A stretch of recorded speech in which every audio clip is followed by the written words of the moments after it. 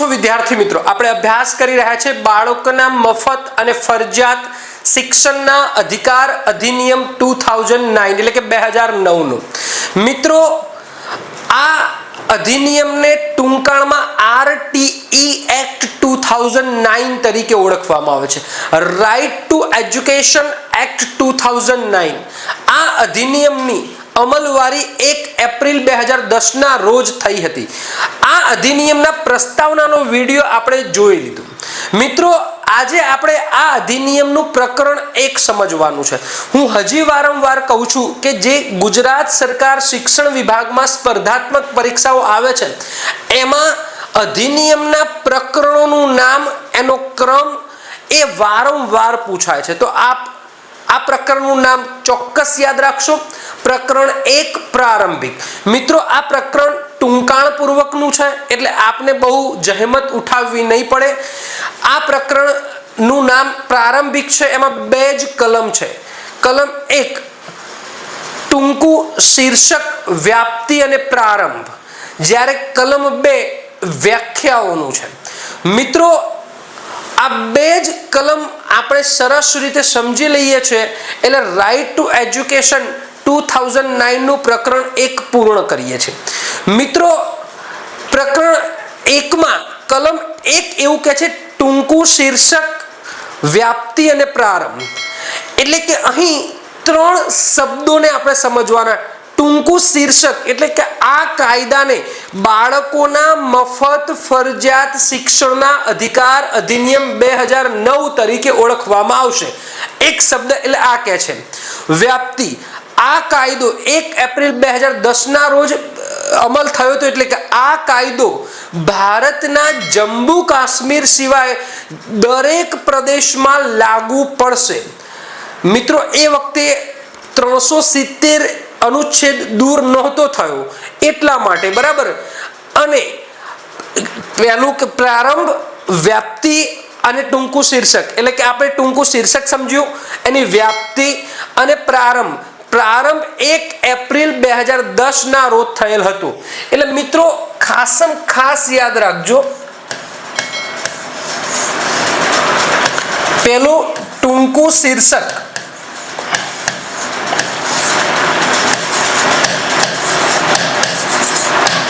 તો બાળકોને મફત અને ફરજિયાત શિક્ષણનો અધિકાર અધિનિયમ 2009। પછી મિત્રો વ્યાપ્તિ આપણે જોઈએ છે આખું વ્યાપ્તિ, ભારતમાં જમ્મુ કાશ્મીર સિવાય દરેક પ્રદેશમાં। અને પ્રારંભ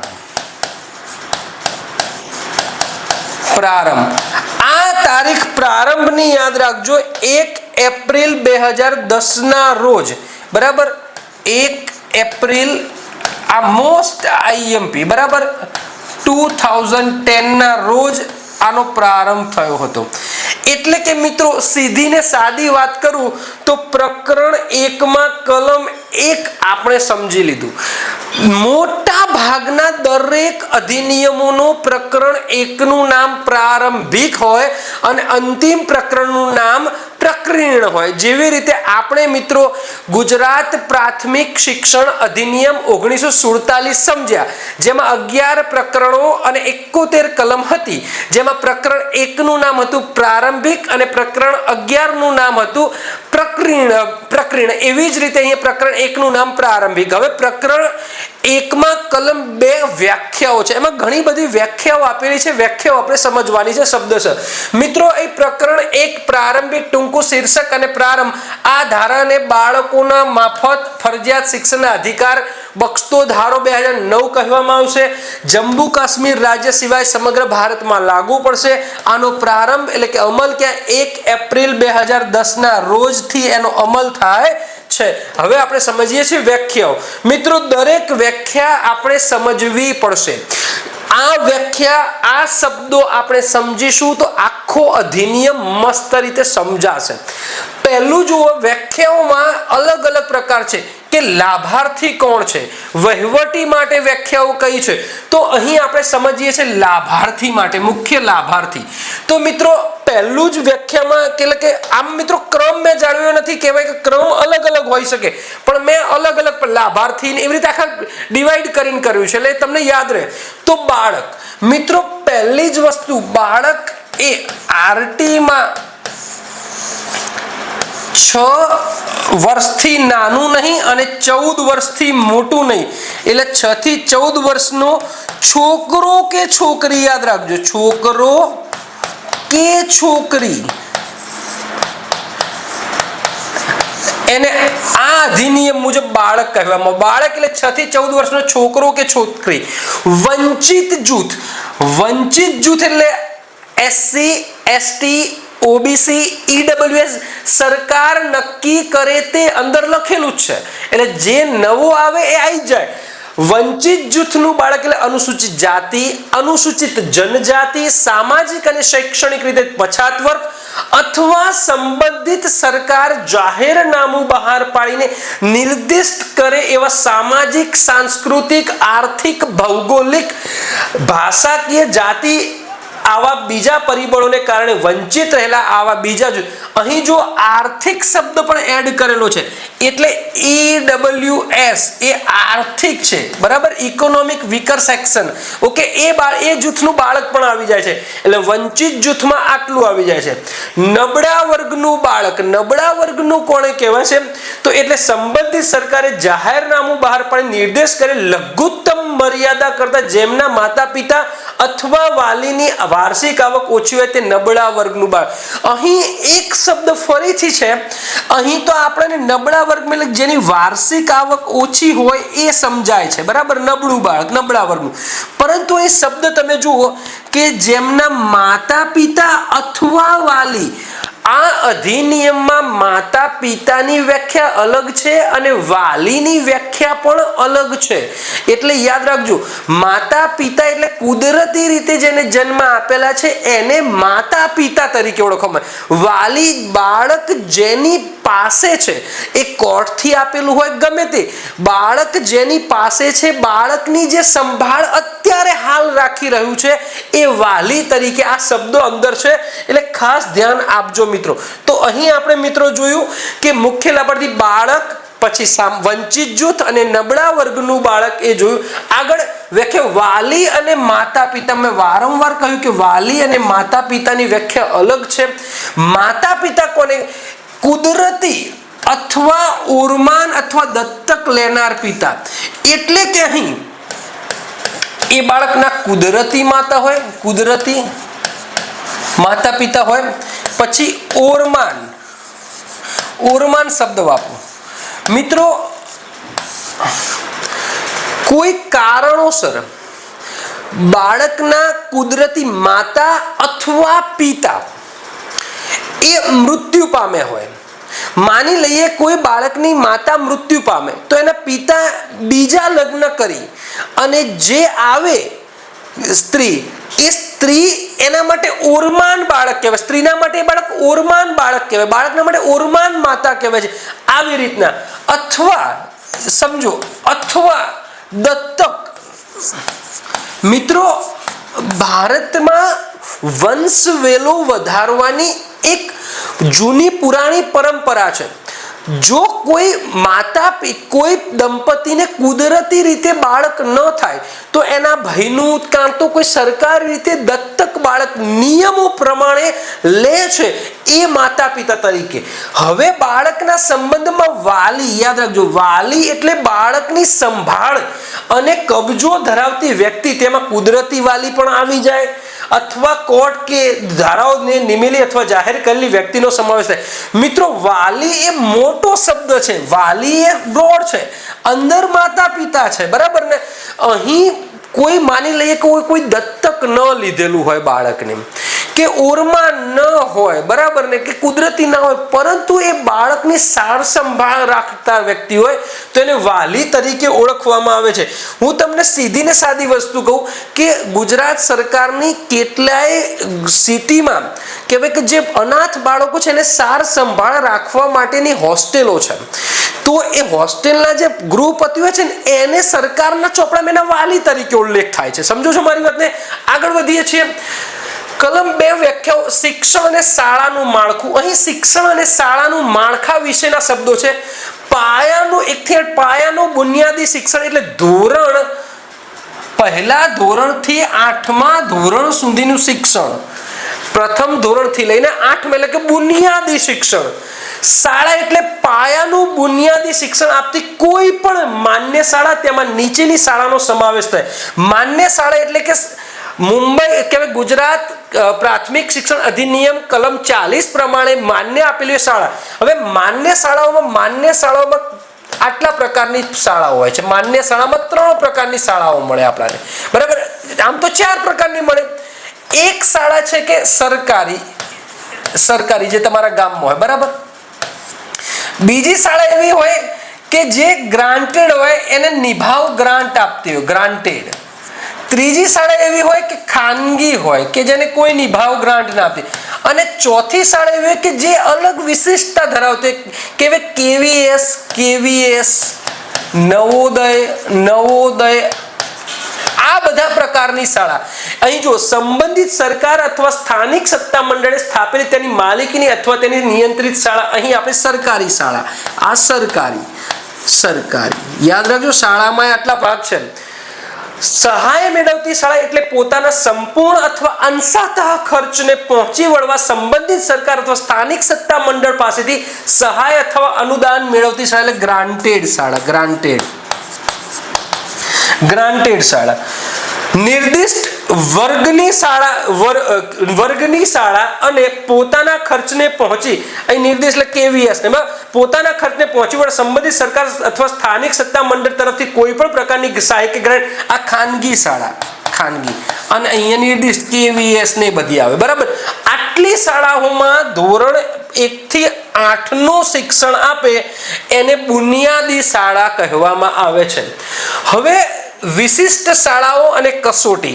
વિશિષ્ટ શાળાઓ પણ છે કે જે શાળા, ધારો કે નિર્દેશ કેન્દ્રીય કેવીએસ મેં તમને કહી, આ વિશિષ્ટ પ્રકારની શાળા છે જેમાં એડમિશન માટેના નિયમો હોય છે, બરાબર. આમ તો મિત્રો તમે જુઓ કે આરટી એક્ટમાં જ ઉલ્લેખ છે કે બાળકને એડમિશન આપવા માટે પરીક્ષા ન લઈ શકાય, પરંતુ અમુક વિશિષ્ટ પ્રકારની શાળા છે એ નિયમો બનાવી શકે છે ને પરીક્ષા પણ લે છે. ધારો કે નવોદય વિદ્યાલય છે તો એ પરીક્ષા સાથે એડમિશન આપે છે. કેવીએસ છે એને કેટેગરી આપેલી હોય છે, બરાબર. કેટેગરી 1 માં કે સીધા કેન્દ્રીય કર્મચારીઓના બાળકો એને, પછી category 2 autonomous body of central government એટલે રેલવે હોય, પોસ્ટ, એવી રીતે. તો વિદ્યાલય નવોદય વિદ્યાલય તરીકે ઓળખાતી અથવા સંબંધિત સરકાર જાહેરનામું પ્રસિદ્ધ કરી નિર્દેશ કરી તેવી બીજી કોઈ લક્ષણ ધરાવતી શાળા. કસોટી એટલે કે પરીક્ષા. મિત્રો, પરીક્ષા ન લઈ શકાય બાળકને એડમિશન. પરીક્ષા, કસોટી, તપાસ એટલે એકને બદલે બીજા બાળકને પ્રવેશ માટે અગ્રતા આપવાની યથેચ્છા સિવાયની બીજી કોઈ પદ્ધતિ. આના બદલે આના પ્રવેશ આપવા માટેની કોઈ કેન પ્રકારની યથેચ્છા એટલે પ્રવૃત્તિ, એને કહેવાય કે કસોટી કહેવાય. મિત્રો, આરટી એક્ટમાં વિશેષ શાળાઓ સિવાય પ્રવેશ પરીક્ષા લઈ શકાતી નથી, ઇન્ટરવ્યુ પણ લઈ શકાતું નથી. વહીવટી તંત્ર માટે, હવે તમે અધિકારી બનો કે કોઈ કર્મચારી બનો તો તમારે આ શબ્દો કામ આવશે, બરાબર ને. વહીવટી તંત્ર માટે સંબંધિત સરકાર એટલે કે આમાં ભાગ આપે. કેન્દ્ર સરકાર અથવા વિધાનમંડળ ન હોય, કેન્દ્ર સરકાર અને વિધાનમંડળ ન હોય ત્યાં કેન્દ્રના વહીવટીકર્તાએ સ્થાપેલી તેની માલિકીની અથવા તેનાથી નિયંત્રિત કરાતી શાળાના સંબંધમાં કેન્દ્ર સરકાર, બરાબર ને. હવે એમાં પેટાખંડ 1 માં જણાવેલ શાળા સિવાયની નીચેના પ્રદેશમાં સ્થાપાયેલી શાળાના સંબંધમાં જે તે રાજ્યની, એટલે કે આ કેવીએસની છે, બરાબર. જે તે રાજ્યની રાજ્ય સરકાર, વિધાનમંડળ દ્વારા ધરાવતા સંઘ પ્રદેશમાં તે સંઘ પ્રદેશની સરકાર, સ્થાનિક સત્તા મંડળની મ્યુનિસિપલ કોર્પોરેશન, જો municipal Ahmedabad municipal corporation, municipal council અથવા જિલ્લા પરિષદ અથવા નગર પંચાયત કોઈ પણ નામે ધરાવતું સત્તા મંડળ, તેમાં શાળા પર વહીવટ નિયંત્રણ ધરાવતું બીજું સત્તા મંડળ અથવા સંસ્થાને કોઈ પણ શહેર, નગર અથવા ગામમાં સ્થાનિક સત્તા મંડળ તરીકે કામ કરવા તે સમયે અમલમાં હોય તેવા કોઈ કાયદાથી અથવા તે અન્વયે સત્તા અપાયેલી સત્તા મંડળ સામે થાય છે. મિત્રો, શાળા એટલે કે અહીં લખેલું છે કે સંબંધિત સરકાર, બરાબર. સરકારી કઈ શાળા? તો પહેલી જ આવે કે વિધાનમંડળ હોય કાં તો કેન્દ્રની હોય, બરાબર, કાં તો બીજું એક રાજ્ય સરકાર દ્વારા સ્થાપેલી હોય, ત્રીજું હોય કે કોઈ નગરપાલિકા મ્યુનિસિપલ હોય, કોઈ સ્થાનિક સત્તા મંડળે સ્થાપેલી હોય, ગામમાં પણ સ્થાપી શકે છે. બસ આ એને આ રીતના કહેવામાં આવે છે, બરાબર, સંબંધિત સરકાર. એટલે એ જે તે શાળા માટે સંબંધિત સરકાર. ઓકે, વ્યાખ્યાઓ રક્ષણ અને આયોગ. અહીં મહત્વનું છે આ આઈએમપી કલમ છે. આઈએમપી સમજ્યું. બાળકોના અધિકારના રક્ષણ માટેના રાષ્ટ્રીય આયોગ એટલે બાળકોના અધિકાર રક્ષણ માટેના આયોગ ધારા 2005 2006 ના ચોથાની કલમ 3 નીચે રચાયેલા બાળકોના અધિકારના રક્ષણ માટેનો રાષ્ટ્રીય આયોગ. આ આઈએમપી કલમ પૂછાશે. બાળકોના અધિકારના રક્ષણ માટેનું રાજ્ય આયોગ એટલે બાળકોના હકના રક્ષણ માટેના આયોગ ધારા 2005 2006 ના ચોથા કલમ 3 ની નીચે રચાયેલા બાળકોના હકના રક્ષણ માટેનું રાજ્ય આયોગ. બરાબર, અહીંયા રાષ્ટ્રીય આયોગ છે, અહીંયા રાજ્ય. બાળકોના રક્ષણ મેળવવા માટે એક આયોગ સ્થપાશે કે, અને એક કલમ કઈ તો 2005 ના 2006 ના કલમ 3, બરાબર, ચોથા ભાગમાં એવું કહેવામાં આવે છે. આગળ વધીએ છીએ.